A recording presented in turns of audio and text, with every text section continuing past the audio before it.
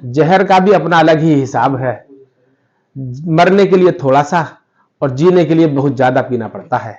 नमस्कार दोस्तों, मैं आपका अपना साथी अमरपाल लोधी। दोस्तों, आज मैं आपको बताऊंगा कि वह कौन है जो आपको आगे बढ़ने से रोक रहा है। आपको इस बात का उत्तर मिलेगा जरूर, लेकिन एक कहानी के माध्यम से। दोस्तों, एक बॉस था। उसने अपने एम्प्लॉयज को सबक सिखाने के लिए एक योजना बनाई। आखिर इसकी जरूरत क्या पड़ी? तो दोस्तों, उसकी कंपनी को आउटपुट नहीं मिल रहा था। उसके कंपनी के एम्प्लॉयज ठीक से काम नहीं कर रहे थे। कुल मिलाकर उसे नुकसान हो रहा था।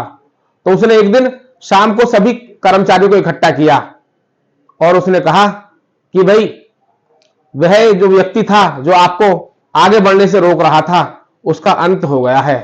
काम खत्म करने के बाद आप सभी मिलकर के जाएंगे।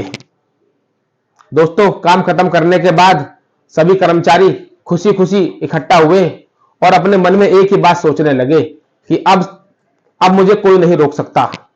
अब मैं आगे बढ़ जाऊंगा, क्योंकि जो व्यक्ति मुझे आगे बढ़ने से रोक रहा था, उसका अंत हो गया है।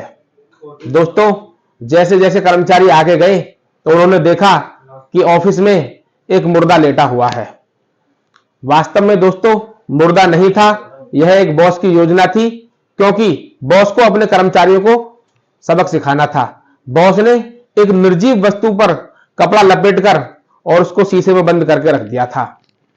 जब एक एक कर्मचारी को अंदर बुलाया गया, जैसे ही कर्मचारी वहां जाते थे तो वहां एक शीशे की पट्टी पर बड़े बड़े अक्षरों में लिखा हुआ था कि वह आप ही हैं, वह आप ही हैं जो अपने आप को आगे बढ़ने से रोक रहे हो। एक एक करके सभी कर्मचारी उसे पढ़ते चले गए और आगे चले गए। बाद में सभी ने अपने बॉस से पूछा, क्योंकि वो सभी लोग समझ गए थे, उनकी बात समझ में आ गई थी, तो उन्होंने अपने बॉस से पूछा कि बॉस, ऐसा आपने क्यों किया? तब बॉस ने जवाब दिया दोस्तों कि आप सभी लोग इस गलतफहमी का शिकार हो रहे थे कि आपको कोई काम करने से रोक रहा है, आपको कोई आगे बढ़ने से रोक रहा है, कोई आपकी तरक्की में बाधक बन रहा है, जबकि वह आप स्वयं ही हैं। यदि आप खुद से हार नहीं मानोगे तो दुनिया में ऐसी कोई भी ताकत नहीं है, कोई भी व्यक्ति नहीं है जो आपको आगे बढ़ने से रोक सके, जो आपके सपनों को तोड़ सके। दोस्तों, सभी कर्मचारी इस बात को समझ गए थे। वास्तव में हम लोग नकारात्मक शक्तियों का शिकार हो जाते हैं, जबकि हम यह भूल जाते हैं कि इसकी जड़ हम स्वयं ही हैं।